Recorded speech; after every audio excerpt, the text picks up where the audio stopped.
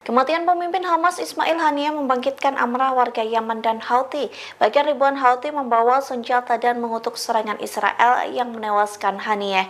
Mereka juga siap membantu Iran menyerang Tel Aviv. Dikutip dari The Times of Israel, ribuan Houthi berkumpul di sana sembari membawa foto Ismail Haniyeh pada Jumat 2 Agustus. Seperti lautan manusia, mereka menyerukan serangan balas dendam ke Israel. Bahkan mereka membawa senjata api dan senjata tajam dalam protes tersebut. Perlu diketahui, Houthi merupakan bagian dari poros perlawanan. Mereka termasuk milisi yang didukung oleh Iran, sehingga ribuan Houthi mendukung Teheran meluncurkan serangan balasan ke Israel. Terlebih, pemimpin tertinggi Iran, Ali Khamenei, memerintahkan pasukan IRGC menyerang Israel secara langsung. Khamenei menyebut Iran akan meluncurkan serangan balas dendam pada 72 jam ke depan, terhitung sejak Rabu 31 Juli.